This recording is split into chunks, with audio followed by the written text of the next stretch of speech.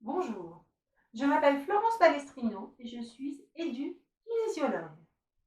Au travers de cette vidéo, je vais aborder le thème du soutien scolaire. Tout d'abord, que souhaitez-vous lorsque vous recherchez du soutien scolaire ou des cours de soutien à la scolarité? De meilleures notes? Des acquisitions de savoir et de connaissances? Quelle va être votre recherche lorsque vous souhaitez des cours de soutien scolaire? Vous adressez à un professeur particulier ou bien à une structure? Vous allez demander que l'on enseigne à votre enfant là où les matières dans lesquelles il rencontre des difficultés, les connaissances qu'il n'arrive pas à acquérir à l'école. Mais s'il n'arrive pas à acquérir ces éléments en classe, alors qu'il passe beaucoup d'heures dans la journée à l'école, qu'est-ce qui ferait qu'avec un autre professeur, il y arriverait mieux? Le temps passé, le professeur ne lui consacrerait alors que du temps à lui, contrairement à ce qui se passe en classe où le professeur consacre du temps à l'ensemble des élèves. La méthode, différente? Vraiment si différente que ça? Vraiment si différente que celle proposée par le système scolaire?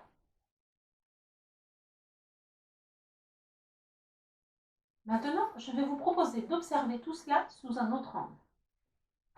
Tout d'abord, il faut considérer que l'enfant est fait intrinsèquement pour apprendre. C'est dans sa nature même.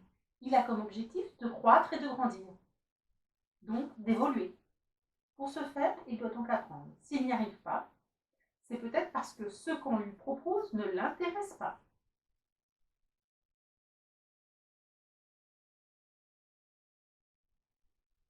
Ou encore parce qu'il ne possède pas en lui les outils nécessaires à l'acquisition de ses connaissances.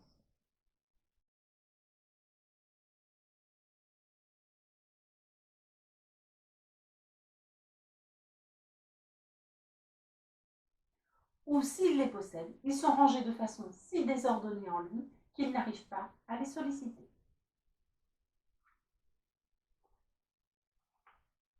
Il ne peut donc pas en faire usage. Pour vous faire comprendre ma pensée, je vais vous proposer une métaphore.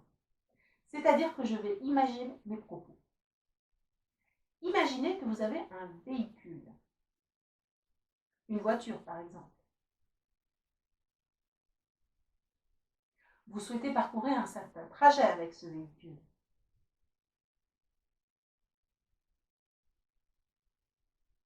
Alors, vous décidez de regarder ce trajet sur une carte. Vous avez bien mémorisé ce trajet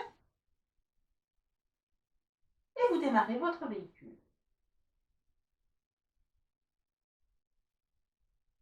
Mais votre véhicule ne vous emmène pas à l'endroit souhaité. Il dévie même et il s'arrête.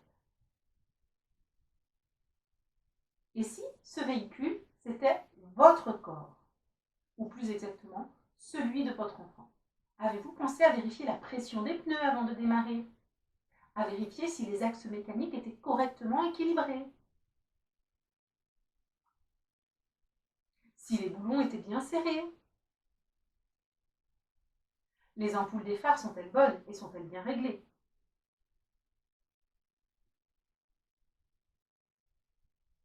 Avez-vous mis le bon carburant dans votre véhicule?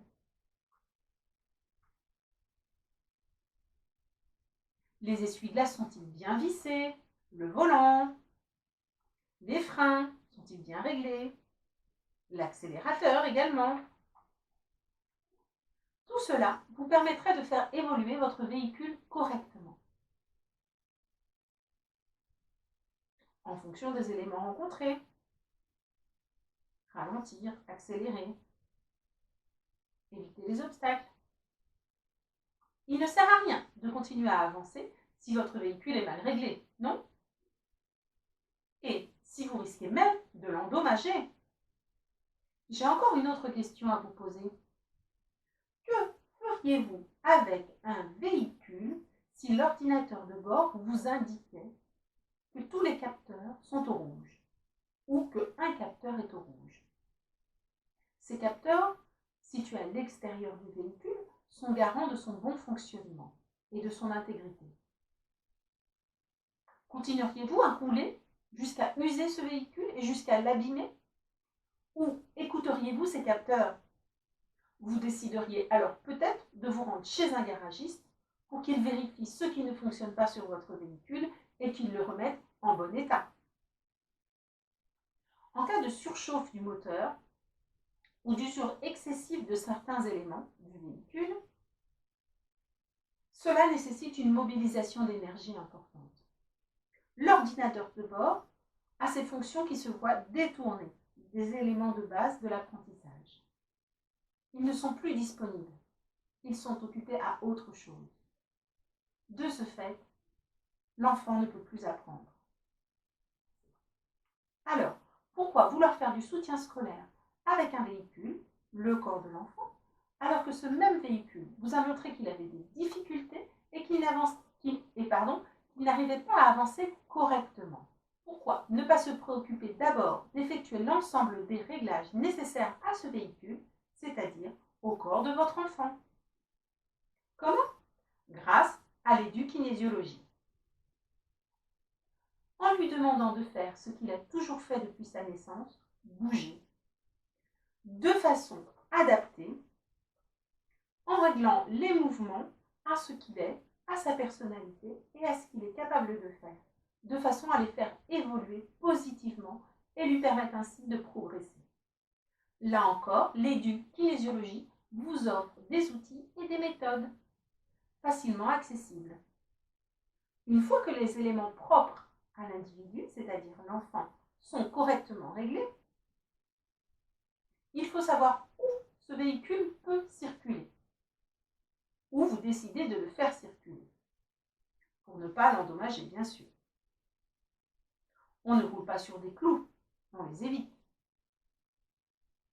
On ne fonce pas vers un mur ou un gros caillou. On le voit de loin et on choisit de le contourner. Tout cela le plus sereinement possible, évidemment, en gérant les stress et les émotions. Là encore, l'édukinésiologie vous offre des outils et des méthodes facilement accessibles. Un soutien à la scolarité, oui, mais à condition qu'il prenne en compte l'individu, l'enfant, dans sa globalité. À la fois d'un point de vue corporel, d'un point de vue psychique, émotionnel, en considérant qu'il n'est pas qu'un cerveau et qu'il a aussi un corps avec lequel il doit évoluer. L'enfant est un tout. Depuis sa naissance, le mouvement, les mouvements le font grandir et évoluer. Ce sont encore les mouvements qui vont lui permettre d'évoluer et de continuer à apprendre. Si vous souhaitez des informations sur les séances de soutien à la scolarité par l'édukinésiologie, vous trouverez des informations en dessous de cette vidéo. Merci de votre attention et rappelez-vous, le mouvement, c'est la vie. À bientôt.